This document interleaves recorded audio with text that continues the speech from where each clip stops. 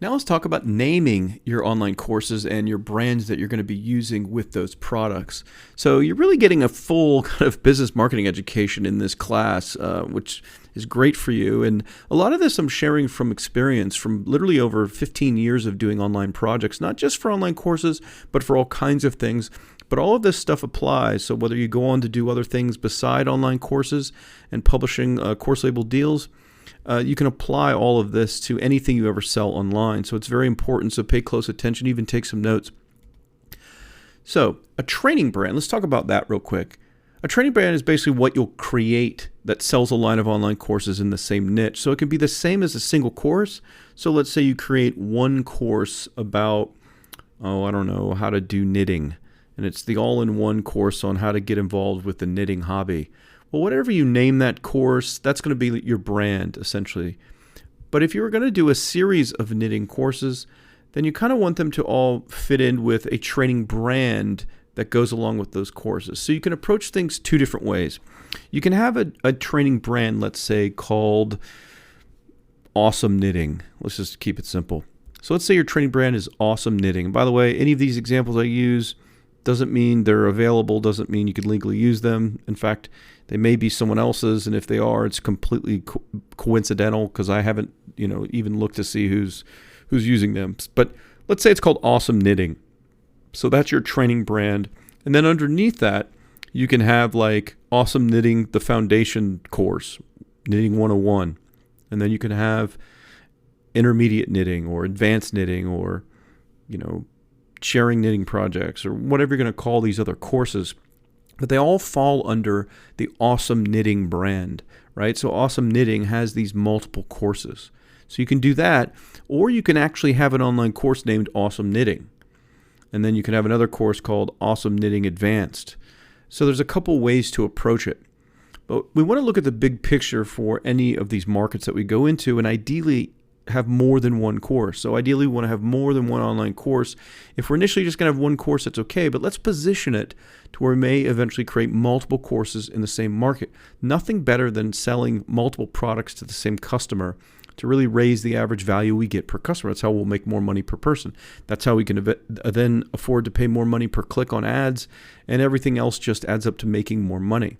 So think about it in terms of a training brand, not just the title of an online course, but really creating this brand that will represent courses in the same niche. So it's almost like the name of a business, because if you go into a certain niche, you are building essentially a new little business in and of itself. So think of it in those terms. Now, you'll see that this little sentence bullet point here is in yellow. It's really to get your attention and really to drive home a point. It's absolutely critical that you use effective names in order to maximize your success. I cannot stress this enough. So many marketers online miss this today. They just come up with ridiculous, stupid names that everyone else is using, something, whatever, Academy or Mastery or whatever else. And sometimes those names are okay. But in so many markets now, all that stuff's played out where people are using names that all sound the same, right? I'm sure you've seen it in the internet marketing space. Learn, if you're exposed to courses about, like this course here on teaching how to set up this business, you may see other products and they're all so similarly named, you can't tell them apart. And you certainly, because of that, here's the key point, you can't remember them individually.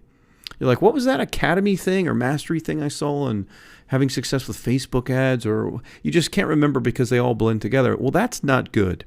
So any niche that you go into to sell online courses, I really want you to do a good job of effectively naming the training brand or the individual courses, because that's going to have everything to do with your long-term and your maximum success. You'll sell more because people need to remember on what site to go back to. That's why I always want to use a .com, because that's what people default to. They're not going to remember that you used another extension. So you carefully want to name your training brands and your online courses so they stand out and they're memorable. In other words, they're branded. You've probably heard that term branding. And there's this war with marketers between direct response, which is the brand itself doesn't matter. It's just you're going to place an ad, X number of people click, X number of people buy. The brand itself doesn't really matter about what the company name is or the product name is. Well, that's the way it used to be. And then the opposite of that was offline marketing in the big ad agency world. It was all about branding, like TV ads and radio ads and things that didn't really have a call to action, right? Where it wasn't like they gave a website address for you to go to. It was just talking about a new cereal brand, and it was naming it by name, and you were going to have to remember that name and look for it in the grocery store. Well, now marketing has kind of evolved, and brands are very important. Because there's so much noise online and there's so much competition, you got to have a memorable brand that really stands out and for people to remember it. So after they see it more than once, and if you've been involved with marketing at all, you know people need to see stuff more than once usually before they buy. So now when we have retargeting, we're going to get into that with Facebook ads and being able to put ads in front of people again and again that have been to our websites. When we get into all that, the branding is more and more important. So they say, oh yeah, I remember seeing that tactical tennis thing or awesome knitting. I've seen that before. I was interested in that. And now that I'm seeing the ad again, now I'm going to go back and check it out again, and then maybe they buy the online course. But anyways, it's critical that your branding starts with effective names. If you use a name that's no good, a name that's too generic, it can really cut your success by 90%. You may make 90% less by having the wrong name. It's that critical in today's marketing because of all the noise and competition. So one of the cool things to think about, if you can do it in coming up with names, is using the concept of what's called alliteration. Alliteration is simply multiple words that start with the same letter or sound at the beginning. So it would be like if you have a product that has 2 words in it, then each of the words starts with the same letter, like the examples I show here, Cajun cooking or tactical tennis. Both of them start, the first one they both start with C, the second one they both start with T. It's been proven that it's like 80% more likely for people to remember something that has alliteration than if it doesn't. So if you can, try to think of a product name. And by the way, 2-word product names are very, very strong rather than just 1 or rather than 3 or 4 words. So it all depends on the subject matter, but try to create brands that have like 2 words or 3 words maximum. But when you use just 2 words, you can often come up with some powerful alliteration and making them both start with the same letter. Another thing is rhyming like 2 different words. Like I've had a course in the past, and maybe you were a student of mine, you went through the course, it was on outsourcing, and the course was called Outsource Force. So the names rhymed. That's another alternative to using the alliteration, is making it rhyme.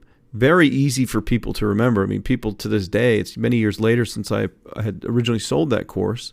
As of this recording, it's like 7 years later or something, but people still remember it and people still talk about it. And that's because it's, an easy thing to remember. If it was called like Outsource Mastery or My Outsource Academy, it blends in with everything else out there. So it's another way to come up with something unique, is maybe to find something that can rhyme. It's not always easy to rhyme, but it's just another alternative. Another way to create memorable brands is to invent a label or term. Like you have P90X. If you go into a marketplace, and most of them will have competitors and be somewhat crowded, and regardless if they do or not, marketing on the internet, everything's crowded and everyone's bombarded with ads and marketing anyways. In order to have things stand out, another way to do it outside of alliteration or rhyming, if you don't do either one of those, is to invent a term or label for your market and how you describe your product. That's why like P90X worked very well. They branded that. You'd see the commercials, P90X, P90X, P90X. P90X doesn't mean anything. I think the workout for that product is over 90 days, so the 90 has some significance, but the P and the X, even if they mean something like personal training and X results or X factor or multiply or whatever, that's not really what people think about. They just know it as P90X. It's the brand. So if you go into a market, better than using blah, blah, blah academy or blah, blah mastery or blah, blah secrets or something like that, is to just create a label or term that you invent that's totally unique, and so because it's so different and people aren't used to seeing it, it's easy for them to pay attention to it, and often can be easy for them to remember it. So that's something else for you to think about. A great example of that is Course Label Workshop. I invented the term course label. Now it makes sense because it's related to a record label, and this kind of new business model is just like a record label but for online courses. But course label has never been used before. Search on the internet. It's never been used until I came up with it and invented the term. That's why like courselabel.com was never taken. I registered the domain for just $10. Like I came up with this term and I'm branding it. And now after being, in the class so far and hearing it again and again and again, you're starting to put some importance in that brand, Course Label and Course Label Workshop, because you're hearing it so much. But it's completely made up. I made it up. So you can do that in any market. You can invent a term or, something that's either, it's just very obscure like P90X, it doesn't mean anything, or you can create a term that you then define. Like I've defined what course label means, so it actually means something. But that's another way to create a memorable brand or name for one of your courses or training brands or companies, is to invent a label or term. I've said this before, it's also important to try and buy the .com for your brands and course names, because people will think about, oh, what was that course I saw about Cajun cooking or amazing knitting? And so they're going to default, they're going to type in the .com to see if they can remember how to get back to the website. So if you have some obscure domain name like allthebestknittinginfo.com, but yet you have a brand called Amazing Knitting or Awesome Knitting, you're at a major disadvantage, because people are going to type in the awesomeknitting.com when thinking about how to get back to your business. Domains are the most important things that there is in marketing, because it's the destination in order to interact with the business and spend money with the business. So it's always important to try to find available.com first. Now, again, I'm not an attorney. This course isn't about giving you legal advice. You're on your own and you're at your own risk with any names that you use. So be careful with that, because you can be sued if you use someone else's terms or someone else's product names or company names. I recommend that you start at least on your own. You could do a search at uspto.gov. That's one of the largest trademark databases in the world, and many people that do business usually try to start with the U.S. market first because it's one of the biggest. And you can look at their trademark database and search for terms to see if someone else is using it. There is a kind of exception to publishing markets. I don't know the law. I'm not an attorney. I always try to find something that's never been used before so I can get the domain and everything else with it and have that mind share in the market.